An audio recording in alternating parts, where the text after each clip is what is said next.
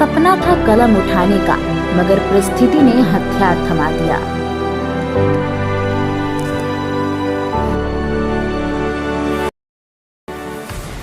चतरा जिले के सिमरिया थाना क्षेत्र के लोबगा गांव के रहने वाले सूरज गंझू उर्फ नारायण जी का सपना था कि वह शिक्षक बने, लेकिन उनका यह सपना अधूरा रह गया और अपने हाथों में कलम उठाने के बजाय उठा लिया हथियार। कभी पूरा नहीं हो सका उनका सपना। उन्होंने बच्चों को पढ़ाना जरूर शुरू किया, लेकिन शिक्षक बनने के बजाय हथियार उठा लिया और माओवादियों के साथ चले गए। अब बरसों जेल में रहने के बाद वह मुख्य धारा में लौट आए हैं, अपने परिवार की देखभाल कर रहे हैं और अपने बच्चों को पढ़ा रहे हैं। फिर भी उन्हें शिक्षक ना बन पाने का मलाल है। उन्हें नक्सली गतिविधियों में शामिल होने का पछतावा है। सूरज गंझू आज अपनी जिंदगी के दो विपरीत ध्रुवों के बीच जूझ रहे हैं। कभी भाकपा माओवादी के सब जोनल कमांडर रहे सूरज गंझू अब खेतों में हल चलाते हैं, जानवरों की देखभाल करते हैं और अपने बच्चों को सरकारी स्कूल में पढ़ाते हैं। उदास स्वर में सूरज बताते हैं कि मेरा जन्म 1975 में लोबगा गांव में हुआ था। 1991 में मैट्रिक की परीक्षा पास करने के बाद बिहार शिक्षा परियोजना के तहत एजुकेशन गारंटी स्कीम यानी कि EGS सेंटर में शिक्षक के रूप में काम शुरू किया। गांव के कच्चे घरों के बाहर बने अस्थायी स्कूलों में बच्चों को अक्षर सिखाते, उन्हें अपने सपनों की उड़ान भरने की प्रेरणा देता था। उस समय सूरज को लगता था कि शिक्षा ही वह हथियार है जो गरीबी और अज्ञानता के अंधेरे को मिटा सकता है। वो कहते हैं कि मैं बच्चों को पढ़ाकर खुश था, मुझे लगता था कि मैं उनके लिए कुछ कर रहा हूँ। 1990 का दशक झारखंड के जंगलों में नक्सली आंदोलन का उफान भरा दौरा था।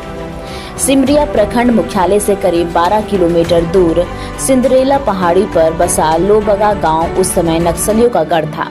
1993 से 1994 में एक रात भाकपा माओवादी जोनल कमांडर कुलदीप गंझू अपने सशस्त्र दस्ते के साथ सूरज के गांव पहुंचा। गांव के बरगद के पेड़ के नीचे पंचायत बुलाई गई, जिसमें पढ़े लिखे युवाओं को नक्सली संगठन में शामिल करने का फैसला लिया गया। सूरज बताता है कि गांव में सबसे ज्यादा पढ़ा लिखा था मैं, इसलिए कुलदीप ने मुझे संगठन में शामिल होने का दबाव डाला। मना करने पर जान से मारने की धमकी दी। डर के मारे मैंने हथियार उठा लिया। सूरज कहते हैं कि शिक्षक का काम छोड़कर उन्होंने पारसनाथ की ऊंची पहाड़ियों में भाकपा माओवादियों और पीपल्स वार ग्रुप के संयुक्त प्रशिक्षण शिविर में कदम रखा। वहां उन्हें गुरियाला युद्ध की ट्रेनिंग दी गई। जंगल में घात लगाना, हथियार चलाना और दुश्मन की घेराबंदी करना। सूरज ने सोचा था कि यह संघर्ष व्यवस्था को बदलेगा, गरीबों को न्याय दिलाएगा, लेकिन जल्द ही उन्हें हकीकत का एहसास हुआ। जंगल में छिपकर रहना, पुलिस से मुठभेड़, हिंसा, यह सब व्यर्थ था। वो कहते थे कि मेरे गांव की स्थिति आज भी वैसी ही है, न जंगल बदला, न खेत खलिहान सुधरे। 1993 से 1994 में नक्सली संगठन में शामिल होने के बाद सूरज एक सक्रिय सदस्य बनने के साथ साथ भाकपा माओवादी में सब जोनल कमांडर बन गया, लेकिन 2005 तक उन्हें अपनी गलती का एहसास हो चुका था। वो घर लौट आए, लेकिन पुलिस ने उन्हें गिरफ्तार कर जेल भेज दिया। जेल के सलाखों के पीछे बिताए सालों ने सूरज को अपनी गलतियों पर गहराई से सोचने का मौका दिया। आखिरकार अब न्यायालय ने सभी मामलों में उन्हें बरी कर दिया है। 93-94 उस समय था जिसमें हम पढ़ा लिखा कर रहे थे।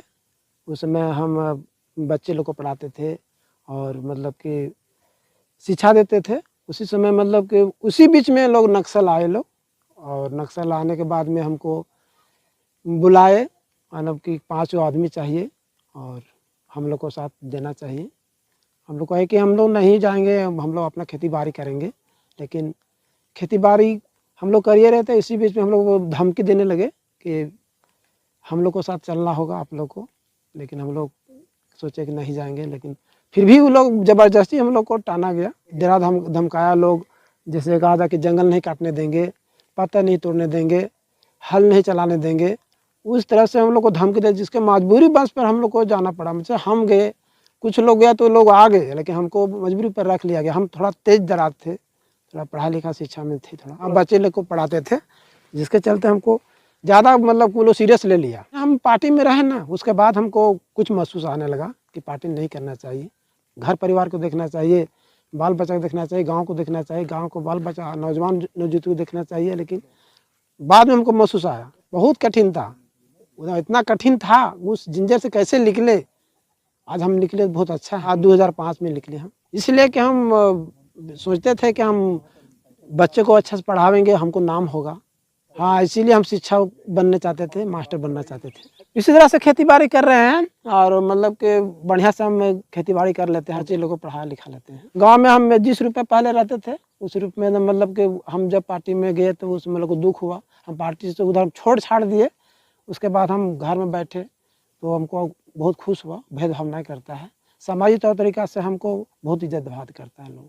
हमको पहले साथ नहीं दिया था, मतलब कि पहले मतलब हम पार्टी में गए उसके साथ नहीं दिया, कोई साथ नहीं दिया, मतलब घर वालों नहीं, समाज वाला कोई, रिश्ता परिवार कोई नहीं दिया साथ।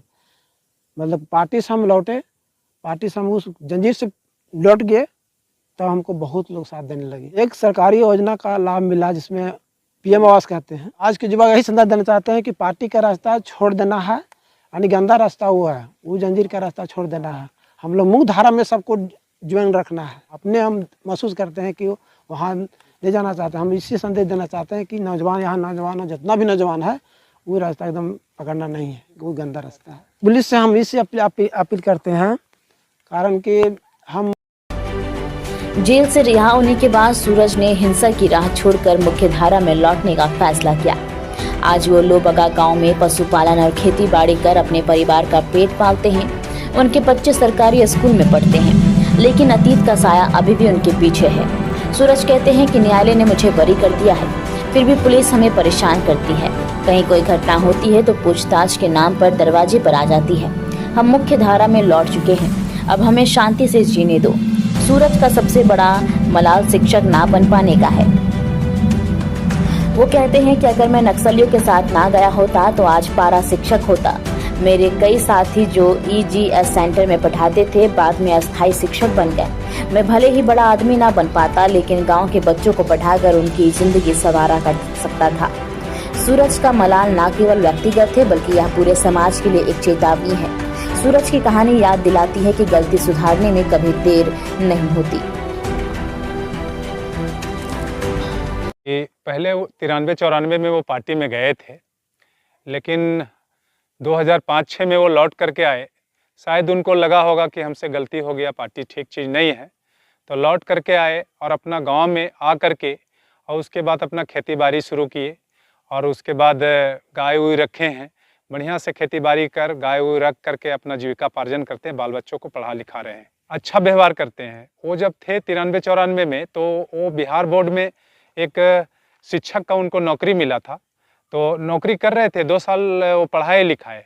उसके बाद वो जब चले गए, जाने के बाद गांव वाले बहुत महसूस किए कि उनको नहीं जाना चाहिए था, लेकिन जब वहाँ से फिर से लौट करके आ गए तो गांव वाले बहुत खुशी जताए कि चलिए एक शिक्षक मेरा फिर से लौट करके आ गया। और उसके बाद गांव वालों के साथ बहुत अच्छा व्यवहार रहता है। गांव वाले कहते हैं कि अब सभी उग्रवादी और टीपीसी जो एक्टिव हैं उनको एक ही संदेश है कि जो हमारा सरेंडर पॉलिसी है उस सरेंडर पॉलिसी के तहत आप सरेंडर करें और कहीं ना कहीं आप मुख्य धारा में आएँ और एक अच्छी जीवन को व्यतीत करें। पुलिस आपकी पूरी तरह से सहयोग करेगा और सरेंडर में आपकी मदद करेगा। इसीलिए मेरा अनुरोध है कि जितने लोग भी एक्टिवली अभी टीपीसी और माओ में घूम रहे हैं उन सभी तक ये मैसेज जाए और मैं उनको एक भरोसा दिलाना चाहता हूँ कि आप वापस से मुख्य धारा में जुड़ें। और जितने लोग पूर्व में मुख्य धारा में जुड़े हैं आप उनसे प्रेरणा लें और कहीं ना कहीं अगर आपको सरेंडर करने में कोई दिक्कत आता है तो डायरेक्ट आप मुझसे कांटेक्ट कर सकते हैं, हम लोग आपकी सहायता करेंगे।